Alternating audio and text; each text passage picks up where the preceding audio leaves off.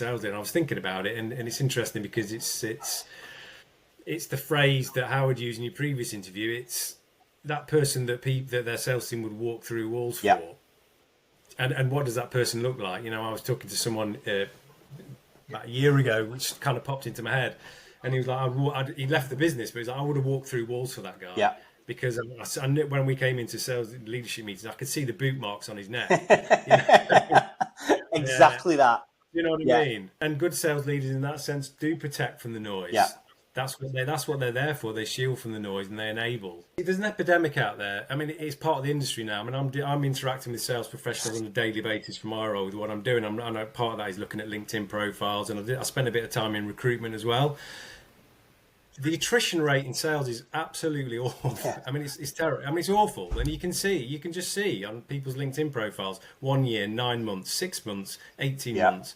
And people are moving on. And why is this? You know, in my view, what this leads to is you lead into salespeople that are exiting businesses really quickly. So therefore, from my experience, when I'm talking to people, they're having to move into businesses in a sales role, but in a completely different industry. Yeah. Business owners get calls from investors on a daily basis to buy their business. Yeah.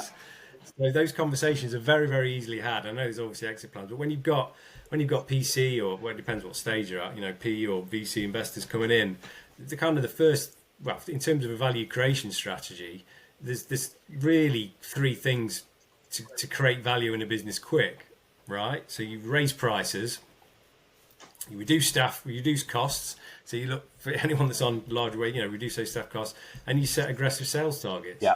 Because that's gonna increase that EBITDA score, and it's gonna make your company more valuable. Yeah. But it's short term, and this is real stuff because it has a real impact on salespeople, and that you know, I would argue that's what's driving a lot of these unrealistic sales targets. Yeah.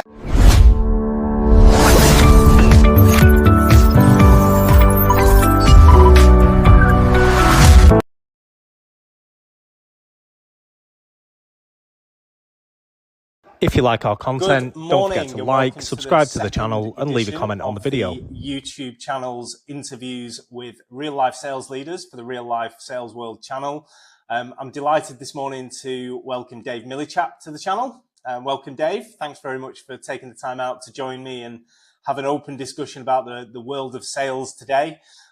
Quite excited to see where this one goes. We've got some very interesting topics and points of discussion to run through. I'm just going to do a quick introduction of you, Dave. I'm not going to steal your thunder because I think it's important that you do that, but just let everybody who's watching know. So as I said on the teaser video that I put out last week, Dave's been in the sales world for just over 15 years. Is that right, Dave? Yeah. In the education and ed tech space, and he's now heavily involved with the National Sales Awards. So I don't think there's many people better placed to talk about what the good, the bad, and the ugly looks like in sales. I'm sure some of the applicants and people that you've had to filter out of the awards process have been certainly on the bad and the ugly side, but then the people who've got through and won the awards have definitely been on the good side. Really excited to have you on today. Looking forward to the discussion. I'm going to hand over to you now, and the one question I'm going to ask you to kick this off, Dave, is something that you put in the notes as we were discussing this interview and conversation, was that 99% of people fall into the world of sales. So if you can tell us how you fell into it, and then we can go from there. No, it's good to see you, Graham. Thanks for having me on. It's a pleasure, and it's going to be an interesting conversation. And I think that's true. I think it's still true. 99% of people do fall into sales. I started a long time ago my career I started as a youth worker, actually, back in the day. So working with disaffected young people in the kind of the Midlands area, and kind of built my communication skills. And obviously I had kind of empathy skills, and I had very strong values, and kind of, you know, doing the right thing, doing good things in the world and having a positive effect on people. That's kind of where I started. And I was kind of doing youth work and loved it, but knew I wanted to kind of grow a family, and I wanted to get a house and all that kind of stuff, and thought, well, the youth work is great. And I carried on that through voluntary, but I knew that I wanted to earn more money.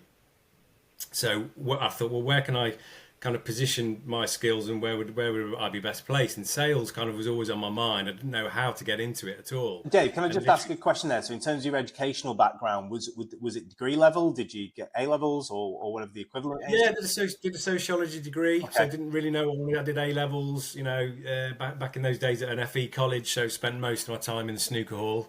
Just get on a bus and go straight into town and play snooker. So I got very good at snooker, but I didn't kind of really know what I wanted to do.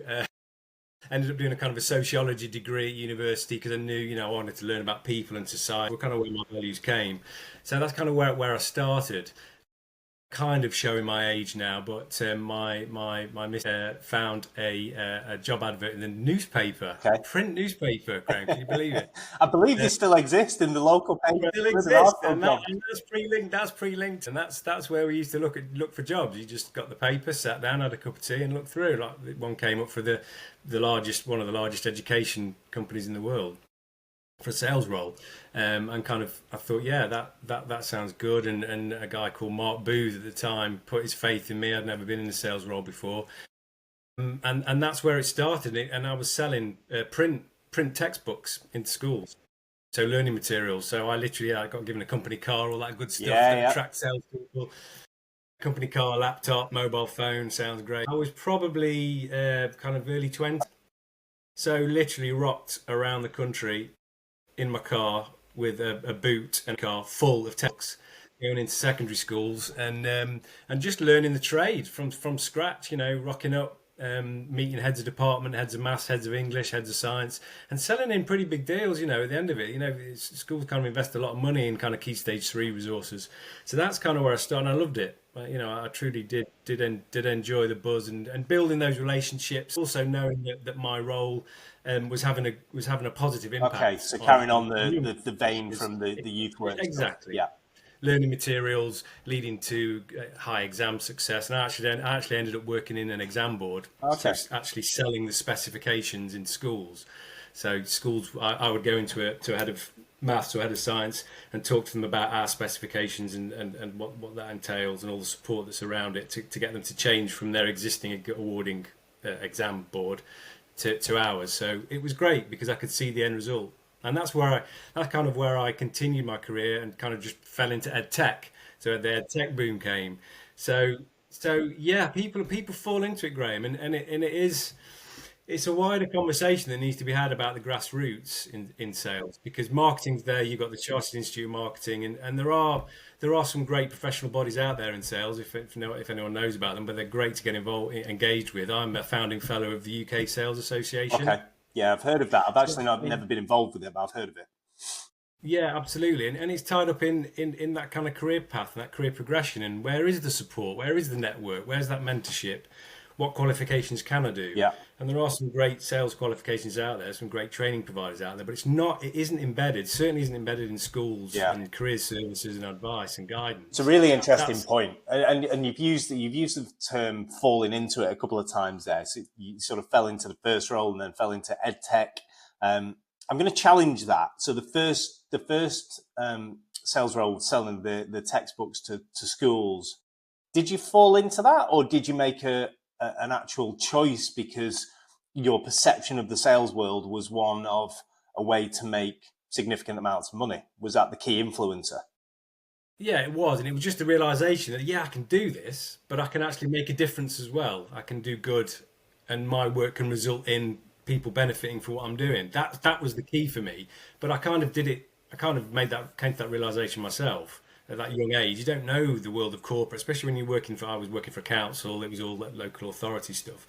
The world of corporate is just, what is it? There wasn't anyone there to guide you through it and take you through that process. So I guess I was looking away, but it still felt as though I kind of fell into it. But I think my point where I'm sort of angling with that is that I think there is a lot of truth in what you're saying in terms of people falling into the world of sales. But I also think that the world of sales seems quite attractive to people who maybe haven't got a set career path. And it's a conversation I have with my kids on a fairly regular basis now is, when I was a kid, university was the expectation. If I'd gone to university, I would have been classed as almost a failure in the family and all that stuff. Whereas now I'm challenging my kids to say, unless you can tell me exactly why you're going to university and whether there's a specific vocation at the end of it that you want to go into, i.e. lawyer, doctor, veterinary science, but the key things where you definitely need a specific degree, I'm not particularly A, bothered, or B, going to encourage you to go to university. And then that leaves them with a question mark of, right, okay, well, where do I go? And my point where I was going with you, the question into you there, Dave, was sales can then become quite attractive, I think, because there's this perception of the sales environment that it's one where people earn loads of money. And I think it's going to be something that links into one of the conversation points a little bit further down the line about, people not being successful in sales and the reasons why. But sales is this world where people see the company cars, the mobile phones, the laptops, the benefits, the money, the commission checks. But actually, did we think about the raw fundamentals that are needed to be successful in sales? And I think for me, that's where potentially that pathway into sales and support network around people who want to and are going into sales probably needs to be developed a lot more to make them more aware absolutely. Of actually what sales is all about and the potential challenges expected. Yeah, because the world of sales has changed. Of course, right? I know you had into that. I was watching the last interview you did with Howard, and there's some pertinent points there. What's changed in the world of sales? Probably the biggest piece that Howard mentioned as well is the buyer journey. Buyers, by the time they interact with the salesperson, and we all know this, they're like 75-80% of the way down the decision making process. So therefore, a salesperson's role has become way more skilled because it's not about feature. And we all know this. It's not about features and benefits. It's actually understanding the problem and the issues within the business. So it's less talking. It's more listening. It's understanding the problems, but quantifying those issues as well. Right, you've got this problem, but what is the effect on the business? What is the effect on the business if you don't solve this problem now? Yeah. And how can I help? How can I be that trusted advisor? How can I challenge you as a salesperson? So it's moving away from me, my company, what my product can do for you, more about you, which is really difficult because sales isn't about talking, it's about listening. Yeah. As we all know. And that's again a really interesting. And to teach that through proper coaching takes a lot of time, a lot of resources, and a lot of skill from leaders. But then there's a couple of layers to that. And again, I don't want to dive into the topics that I think we're going to talk about a little bit later on, but there's different layers to that. There's exactly what you said there about the salespeople, but have we got, or has the country, the industry, the sector, whatever we're talking about specifically, have they got the leadership and coaching and management skills, and how do we develop those? Because for me, that's a huge skill gap as well.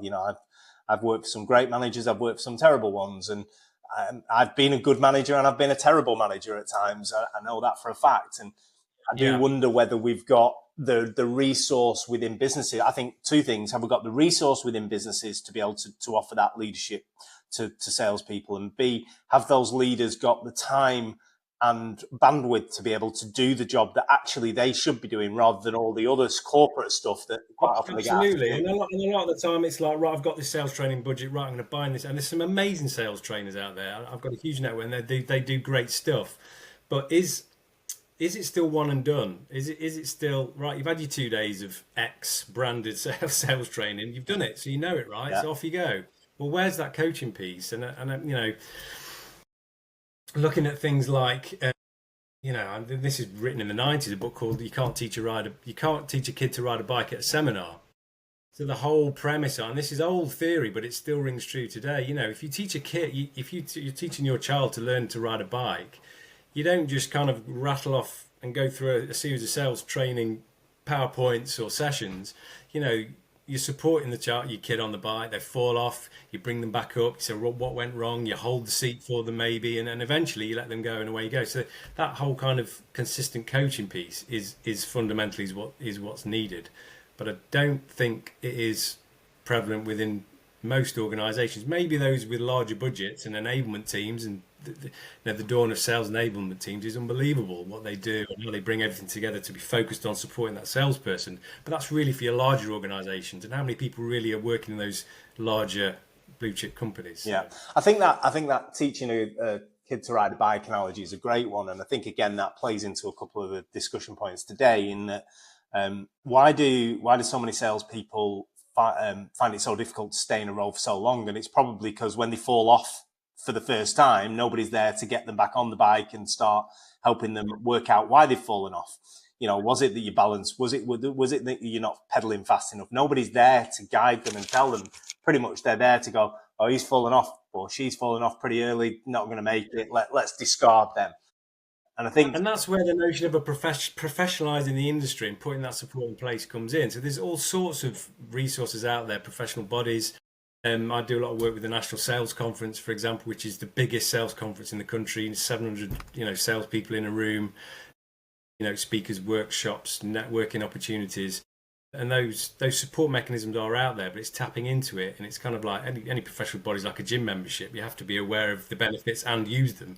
Do you think, Dave? Do you think degree level education around sales is something that's viable and that something could be brought in and used? I think it is, and there's a lot of great universities out there. They're doing great stuff. Warwick Business School are doing some good stuff, but and there's other kind of the other universities I've worked with in the past have tried to put on a BA Honours sales degree, right, but really struggle to get bums on seats. That's interesting. You know what I mean? Which is interesting, right? Yeah. I mean, you're talking about a function that is completely and utterly the lifeblood of every single organisation. I didn't realise that there had been degree courses put in place for sales, so that is really interesting and surprising. So why are people not taking them up? So then it comes back to your grassroots piece. There's a disconnect because you really, some people would argue you've got two roles in an organisation. You've got sales and you've got sales support. Yeah. Yeah. You know what I mean? I think all sales people would agree with you on that. I think the rest of the business might have a disagreement. Yeah. But you know what I mean? From a sales, obviously I'm through and through salesperson, but that's the way it should be. You've got no sales coming in, you've got no business. So why is there that disconnect? I don't know the answer. So, well, I'm going to give you my proposed answer just off the hoof, that I don't think people see it as a vocation. As I've just said to you there, I want my kids to go to university if they want to go into a specific type of job or vocation. I don't think people see sales as that. Hence why, then we go right back to the beginning of the conversation. People fall into sales because they don't know anything else, or they feel like they haven't got the skills to do anything else, but they see this big pot of money at the end of a rainbow in the sales world. And I think, that's got to change. That I don't know how, and we probably haven't got long enough on this call to solve that problem. You could do an hour on this call on this topic as it is. I mean, degree apprenticeships are fantastic. What a great way to get into a profession. And there are sales degree apprenticeships out there, and universities are seeing that as a source of revenue, and it's a great way to go through university. When I was lucky, I didn't have any. I came out debt free. I got paid to go to university. I come out with any debt, but that's not the case now. Dave, as we're talking about this, I'm sort of going back to the start of my sales career. And my first sales role was actually selling timeshare, so ringing up people out of the phone book, making 300-400 calls a day, asking people to come to an event to essentially tell them they won a free holiday, which they had, but they had to sit through 8 hours of timeshare pitches. Then I did double glazing. I've done electric, done all of those things. And I'm questioning, as we're having this conversation, whether a degree is a better foundation for people to become great at sales, or whether actually getting out into the cold, hard world of door-to-door sales, where I think, yes, there'll be still some elements of what you said about the world changing and what Howard's just said about the world changing in terms of buyers and their process for buying. Yes, people will do more research. Just knocking on the door and asking to sell gas and electric these days is probably a different beast to the 20 years ago when I did it. But still, I think it teaches a lot of the fundamentals that are essential for success in any type of sales role, including right the way up to corporate. But in that case, then a business has to give, if they're not going to provide that proper onboarding, and we'll come on to that in a minute, then they have to give that salesperson that time to bed in and find their way and actually get the feet under the table. And what is that amount of time? Is it 3 months? Is it 6 months? That's to be debated. Well, I think, I think that's a good segue into the next piece about onboarding. And I'm going to give you very quickly my thoughts before handing over to you. So, for me, the biggest failure in onboarding in any business that I've worked in, and this goes across everyone, and I've worked in some great businesses, I've worked in some not so great businesses. The biggest failure that I see is not the initial training, and I've seen some great initial training. One that stands out for me was BT. British Telecom, their initial training, 2 weeks residential, was absolutely superb. I got some great leadership training throughout my career there on the BT Global Development Programme. But the biggest failure that I saw was not that training; it's the immediate period after you've been through training. So it's that, and for me, it's 12 weeks in general. I think that's flexed depending on the role and the type of business and sales product that you're selling. But I think that 12 weeks after training, so almost your induction period, where the foundations for success need to be built. That for me is the biggest failing, because you've got training, which can be great, sometimes not, but let's assume it's great. They then get handed over to a sales manager who has got 1,000,001 other priorities and things to be doing, and teams to be managing, and upwards management, sideways management, stakeholder management, all that kind of stuff. And you've got people who have no idea what success looks like in that first 12 weeks other than making sales. And in that first 12 weeks, for me, the foundations of success need to be built, where you are embedding the daily habits, the stuff that you should be doing, stuff that you shouldn't be doing, feedback loops, all that kind of stuff. And I've not seen it in any business where that first 12 weeks is mapped out with criteria of success or failure for new starters outside of a sales number. Yeah. And I think, I mean, you see, there's an epidemic out there. I mean, it's part of the industry now. I mean, I'm interacting with sales professionals on a daily basis for my role with what I'm doing. I'm time in recruitment as well. The attrition rate in sales is absolutely awful. I mean, it's terrible. I mean, it's awful. And you can just see on people's LinkedIn profiles, 1 year, 9 months, 6 months, 18 months. And people are moving on. And why is this? You know, what is the cause behind this? So, and because in my view, what this leads to is you lead into salespeople that are exiting businesses really quickly. So therefore, from my experience, when I'm talking to people, they're having to move into businesses in a sales role, but in a completely different industry. So all of a sudden, you might have an experienced salesperson, but they're coming into a sales role in a completely different industry because they're having to go where the jobs are. Therefore, onboarding becomes even more crucial, because it's not a lot of onboarding. In my experience, it's 3 days of PowerPoint overload. Here's your huge tech stack. Here's your uncurated SharePoint site with resources all over the place. And it's just not setting people up for success, because, it's not about, yes, you can learn the product, but I think what's missing is the wider training on a wider industry landscape, and giving that within that onboarding process, teaching that salesperson about the wider landscape, because they need to understand that industry inside out to then become that trusted advisor who leads with insight, who understands the problems. Do you know what I mean? Yeah, absolutely. It's just literally, this is our product, these are the benefits, this is what it does. Off you go. And who do you see as the main issue or problem? Whose fault is it that this is happening? Because you've almost got three culprits here for me. You've got, well, maybe four. You've got the investors, who we'll touch on shortly. You've got the business leadership. You've got the sales management, and then you've got the individual themselves. And there's a reason I've put all those four on. And they are accountable as well. It's not just a matter of telling me 100%. That was where I was going with it. Get off your arse and read the articles and get that. Yeah, absolutely. Yeah, because I think, I'm not on here to pitch or sell stuff that's related to real life sales world, but I think it's a good opportunity to mention it. But I have actually written an ebook on the first 90 days of a salesperson's life in a new sales role. And it talks about the need for them to be accountable. Can they be accountable for their actions? Yes. Can, stuff like my ebook and other resources out there help them lay out what they should be doing in the first 90 days? Yes. But is there more responsibility on the business? And I think we can leave the investors out of this one because that's a separate conversation. But should there be more responsibility on the business and the sales managers to make that first, let's call it 12 weeks, just for the sake of this conversation, to make that 12 weeks much more, trying to think of the word, structured? Absolutely. And for me, the key bit here is clear definitions of success and failure, because you need to feel both. Over the course of those 12 weeks outside of any sales or revenue generated. Yeah. And it's structured, but it's layered learning, right? Yeah, correct. No matter how experienced you are, from what I've said about people are starting to move in industries, because they're forced to because of the attrition rate. They need to understand, like, whenever you're in a new sales role, it's stressful, right? It doesn't matter if you've been in sales 20 years. You're going into a company, you're managing, you're trying to understand the culture, you're trying to understand the people, trying to understand the systems, trying to understand the product. If it's a new industry, you're trying to understand. There's a lot of stress that a new hire has within any business, and that needs to be recognised. So therefore, the learning needs to be layered and checked that level of learning has been understood. Then you move on to the next layer.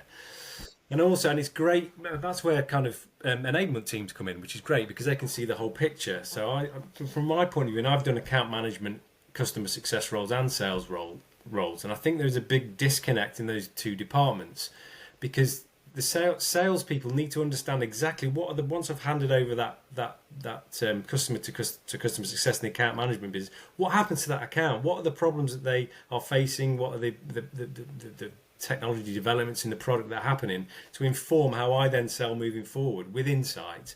Because I need an in-depth knowledge of the existing customers to then challenge the status quo with prospects. Yeah. That makes sense. Yeah, completely. Yeah. I think that kind of thing at that level, if we're talking about onboarding, I don't think it exists in many organisations, and it needs to empower that salesperson. But you need to understand the situation they're in a new role. Dave, you passed over to me an absolutely phenomenal stat. Well, I say phenomenal, scary as well as phenomenal. And if it hadn't come from such a reputable source as Salesforce, and you can't get much more reputable in the sales industry than the big beast that is Salesforce, I would have struggled to have believed it. So I'm just going to read out the stat, and then we can move on to discussing it. So 84, according to Salesforce's most recent report, where recipients of the report were surveyed, of the survey were surveyed, 84% of salespeople missed target last year, and 67% expect to miss this year. Yeah, absolutely. 5,000 is a big sample, relatively small compared to the overall. So that's year on year, Graham. That's like a general. That's year on year. Okay, that's certainly gone. But anyway, yeah. So that's an absolutely huge number of people who are in the sales industry, who have come into the industry with hopes and dreams like you and I did when we first started, and some of them have come true and some of them haven't. But 84% last year missed target. 67 expect to miss this year. That's unsustainable, surely. So we can't, yeah. So it's not down, yeah. I mean, it's a phenomenal stat, right? So that I know we're kind of jumping ahead on in terms of topics. So what is the cause of that? Exactly, yeah. That's sort of the sales targets are here. absolutely insane. I mean, when I was in recruitment, I worked with kind of salespeople that have gone into a new sales role and they've been set a target that's been double. They're new in role. The sales cycle on the product is 18 months, say. Their sales target has been double what the best salesperson last year did. Right. Okay. So that's kind of like a nonsense. So is it down to the fact that the sales targets have been set unrealistically, and therefore we go back to, I know we're going to touch on this later, but what are the reasons behind that? Where is it being driven? Is it being driven from investors? And I'm gonna sort of chuck those stats out there and work backwards on the conversation that we've already had. If 84% of salespeople are missing target, and granted they'll still be earning some commission, and in some businesses missing target is you're basically dead. In other businesses it's don't worry, there's maybe an appreciation and acceptance that the target was unrealistic in the first place, but ultimately they've failed in terms of what they've been set. So is it then any wonder that we see such high attrition rates in sales roles? Yes. When we're basically forcing these salespeople to feel like they're a failure? Yeah, I mean, so I work for the, shameless plug, because I'm a salesperson, but I work for the National Sales Conference team, and we put together, so we're on our second edition of a State of Sales report within the UK. And one of the top issues for sales leaders is recruitment. So there's a complete disconnect with what's going on. I'm just going to liken this to another. I don't know. Are you a football fan, Dave? I think we've talked about this. Well, Derby. I mean, I'm Derby. Yeah, we talked about it. So, is sales? Is the world of sales the only comparable industry to the one of football managers, where football managers fail in a role, and it's certainly a subjective term to attach to a football manager, because some teams' failures are another team's success, but in the world of football management, teams fail or managers fail, get sacked, and then walk into another job doing exactly the same job but in a different environment. And is that not just what we're seeing in sales? It's just this world of people almost being used and abused, getting some numbers, getting some revenue, being told they're a failure, and either then being forced to move on or choosing to move on themselves because they don't want to feel like a failure. Yeah, possibly. It's a tricky one. And does it come back to the notion that, you know, if you're a great salesperson, what's the next progression route? Where you go into sales management? Yeah. Well, yeah, that's a whole other topic that we're going to touch on in a second. But, which is a different skill set in itself. Yeah. And are you prepared? Are you set up for success in that role? Yeah. But I remember when I sort of first came into corporate sales, Dave. Yeah, there was the attrition was still relatively high, and you got people moving on quite regularly. But there seemed to me to be a more structured pathway from, I came into BT as a sales exec. I then went into sales leadership. I then moved into corporate sales leadership. And for all of my people, there was quite a clear pathway of, salesperson into key account director, into senior key account director, or you went down the management path like I did. I don't feel anymore that is as clear cut from businesses that I've worked. And yeah, I mean, in terms of retaining the salespeople, they want to see that progression. Where's the next step for me? And I don't know whether, and I think maybe it's down to the fact the business has changed so much. They have to adapt. They have to change whether they're dependent on government funding or whatever those market conditions are. Can a business realistically set those progression routes? Yeah. But I think one of the other big things that you see as well is, and this has been a bugbear of mine previously, is that you have people striving for internal progression. So let's say you've got a sales exec, done pretty well, hit most targets. They want to get promoted either to a sales manager's role or a key account director's role.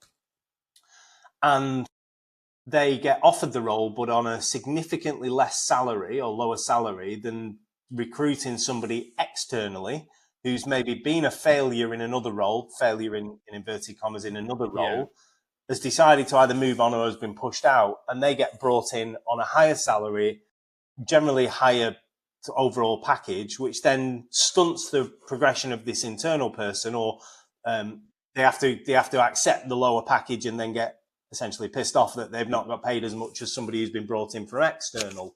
How big a problem do you think that is, and how does that sort of get addressed and get wiped out? Tricky one. I've been there.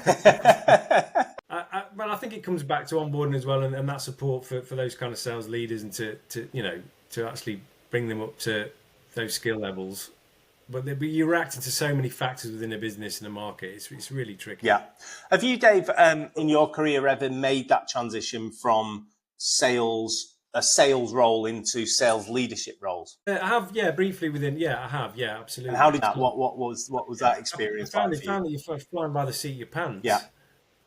Because you can do the job well, but to actually bring on board and support new people into the business is tricky, because that support really wasn't there for me, which it probably isn't for a lot of sales managers. So then you're back to the whole support network. It's sales as a profession. Where do you get that support? Because you can't necessarily expect the business to give you that support because it's just not there. So you've got to go find that network and that mentorship to kind of build those skills yourself. Because that's the interesting point here, is that we're talking about it from a salesperson's perspective, and they need this and they need that, and yes, there should be some accountability for the salesperson to go and find out what they need and lay a structure in place themselves.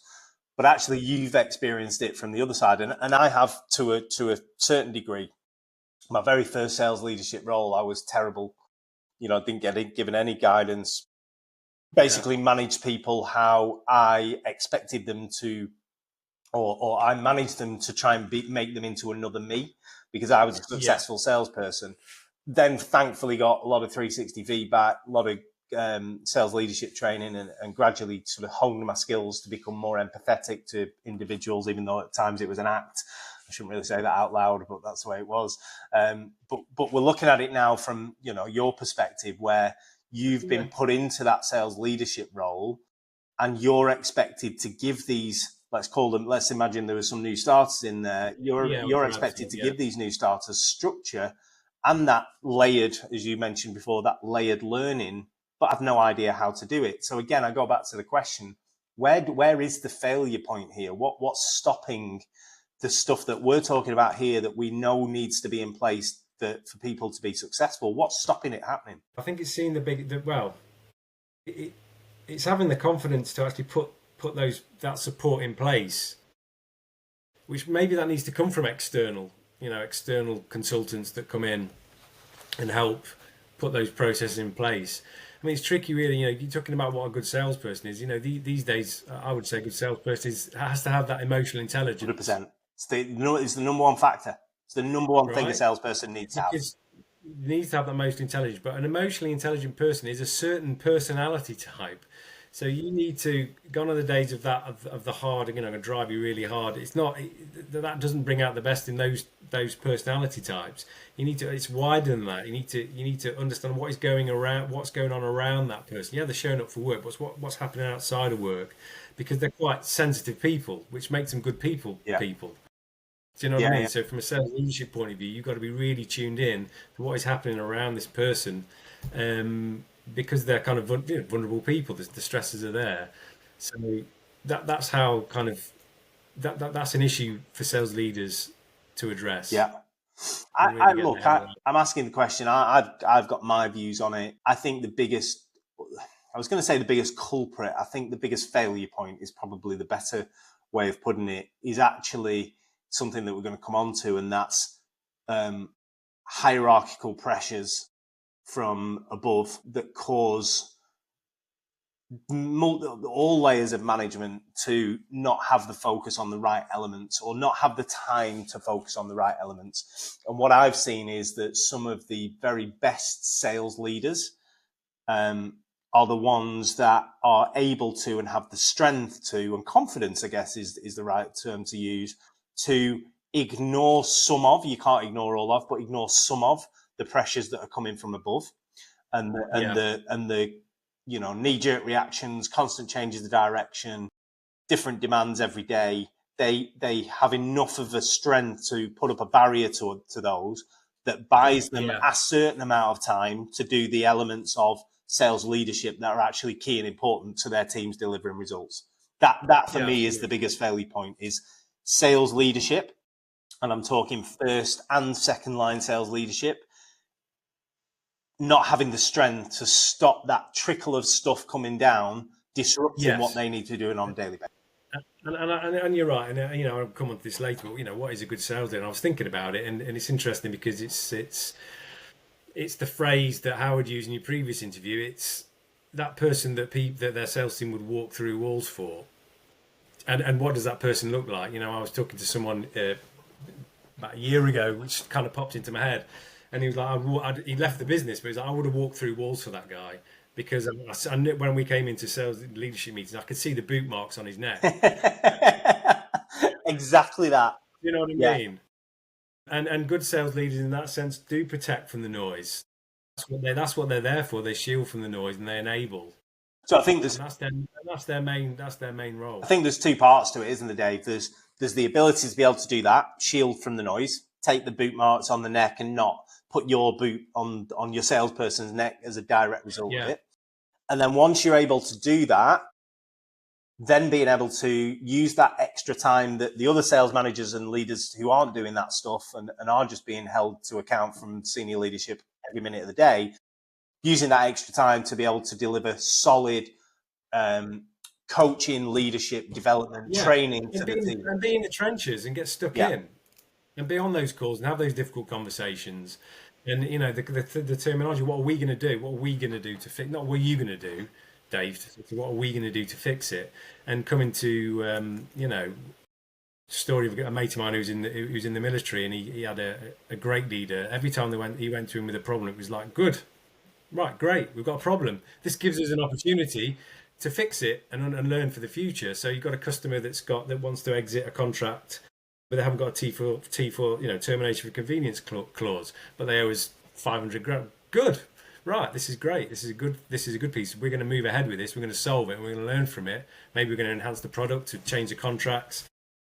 So it's that kind of mentality that for me makes a great sales leader. You know? Do you think, Dave, that the word coaching is fully understood and practiced properly in the world of sales?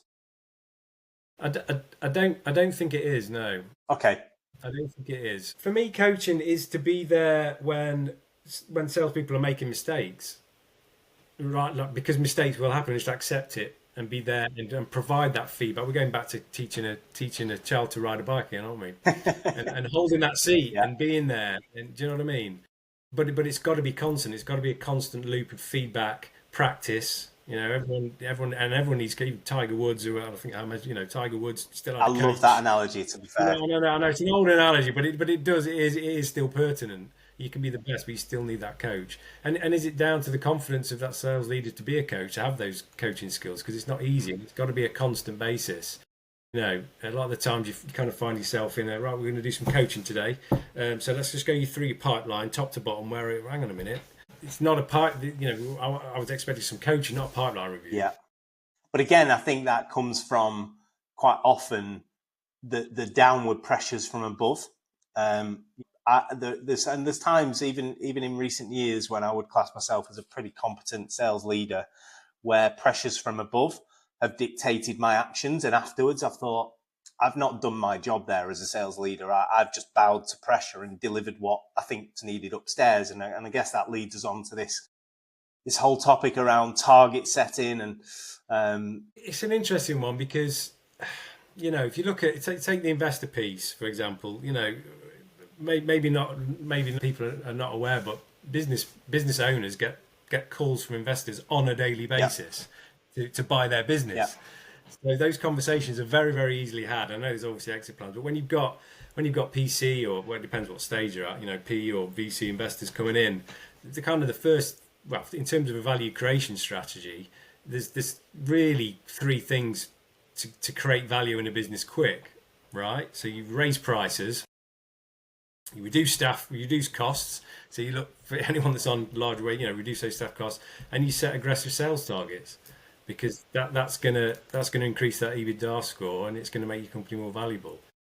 But it's short term, and this is real stuff because it has a real impact on salespeople, and I would argue that's what's driving a lot of these unrealistic sales targets. Yeah, I think it is, and everything that we talked to today links in, because that call from a potential investor or a potential acquirer of the business then causes senior leadership to drive down targets or unrealistic expectations, which then causes people to perceive that they're failing, which then causes them to want to move to another job. Hence, from the 8 to 12% of salespeople that are missing target.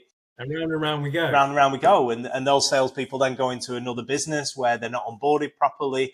They're not setting the foundations for success. Yes. That means that probably the longevity in that role, you know, they might get lucky with 1 or 2 big sales, then they're lauded, and you know, then that causes senior management to go, oh, if they can come in and do that, then maybe we should put targets up. And then the whole cycle just starts again. And it just... And good salespeople are emotional beings. Of course they are, yeah.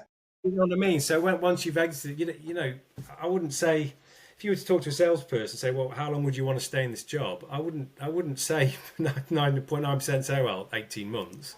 You know, you want to be there, but then a lot of people are suddenly thrown into the whole recruitment piece. Yeah.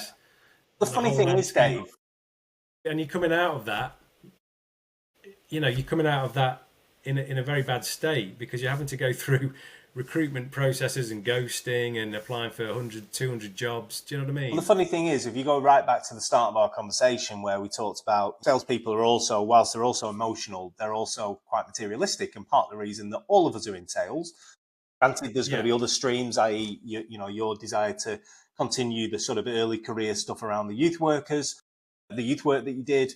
But ultimately, a lot of us are in it for the money, because the pot of gold at the end is almost an unlimited pot if you get it right.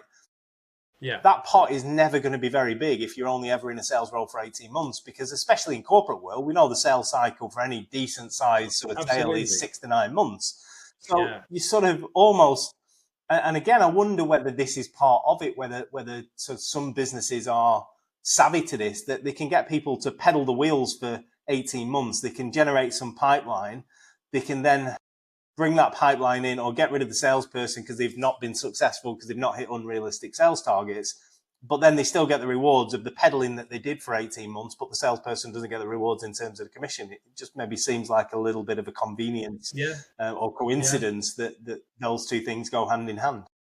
And don't get me wrong, salespeople move all the time because, if you've got a good network out there and you're doing the right stuff, you're getting approached on a monthly basis by recruiters. Yeah. Which again, I think is I don't want to denigrate recruiters too much. I've got a lot of good friends who are recruiters, and I don't want to. No, they're essential to the ecosystem, but they are part of the journey. Yeah. And if you're a salesperson, you're going to knocking at the door. What's the salary? Oh, it's 20 grand more than you're on. You've got a decision to make. Yeah. But again, that feeds into they're offering that to somebody who's maybe not proven themselves successfully.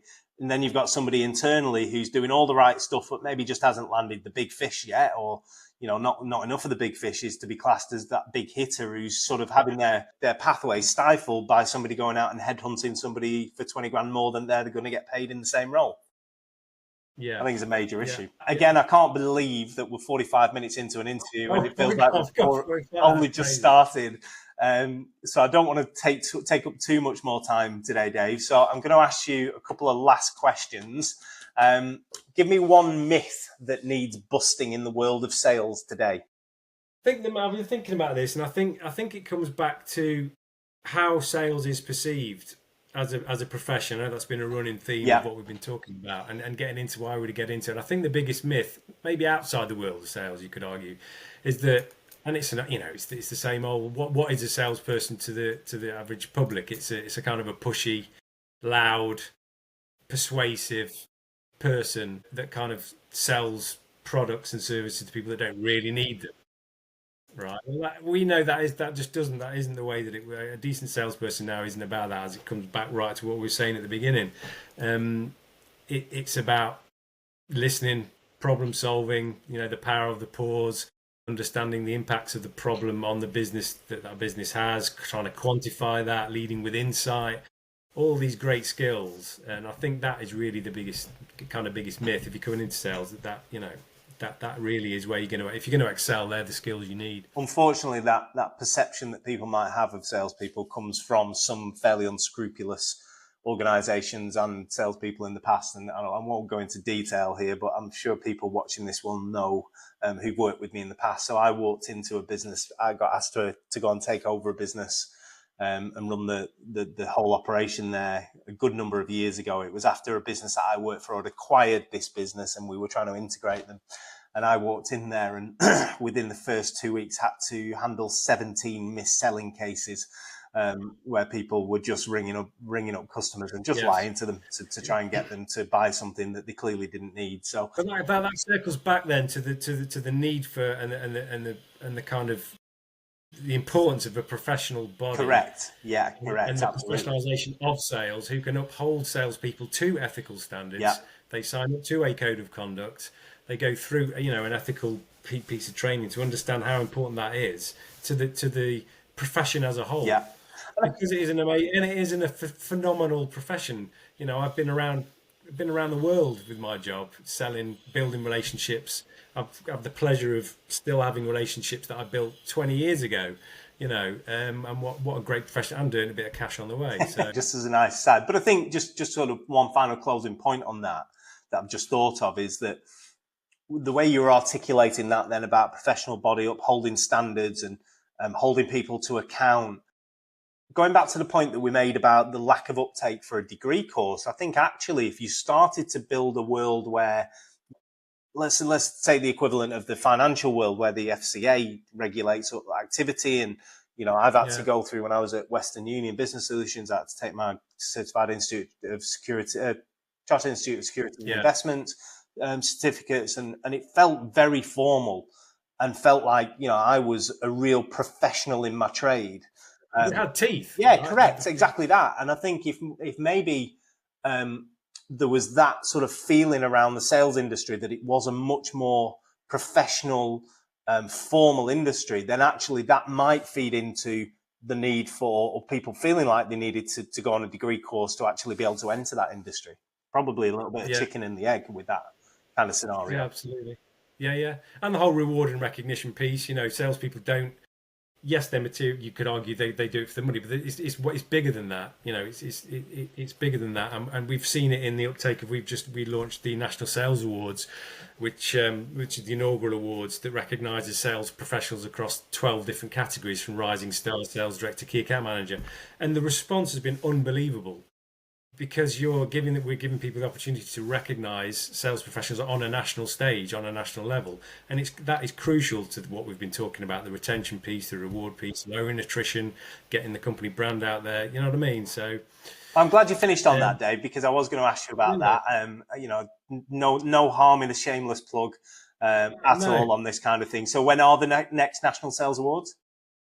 So the awards have been there. So we've got all the finalists are in now. We've shortlisted, and then the awards are going to run on the 13th of November in Birmingham in the evening. The awards will in the evening. The National Sales Conference will run in the day of learning around sales. And is that something that anybody can attend, the National Sales Conference? Yeah, absolutely. Yeah, anyone can attend the sales conference. It's all CPD accredited, and it just builds into what we've been talking about. The need for coming together as a profession, and kind of building the right behaviours. The whole reward and recognition piece, and I think that will help boost the industry as a whole with some of the issues we've covered today. Yeah, great. Well, what we'll do is we'll put a link in the descriptions of this on the YouTube channel and on all the other channels that we're going to put little teasers out on, so that people can find out a little bit more and hopefully come along to that. And I think I'll certainly make the effort this year. I'm surprised I've not been before, but I will certainly be coming to that during the day.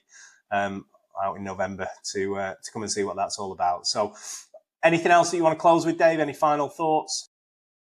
No, it's been great. I mean, we could go on for ages, couldn't we? Yeah, as I said to you right at the beginning, we've been going 50 minutes. It feels like 15, and it almost feels like we've only scratched the surface on a number of topics. But I think all the ones that we've covered have been quite pertinent, and a lot of them are close to my heart. Especially the onboarding of salespeople is something that it really pains me to see how neglected some salespeople can be, and almost lauded where somebody makes a quick sale and is classed as the next big thing, and all the focus is on them, and the people that are actually doing all the grunt work and doing the right things on a day-to-day basis get forgotten about.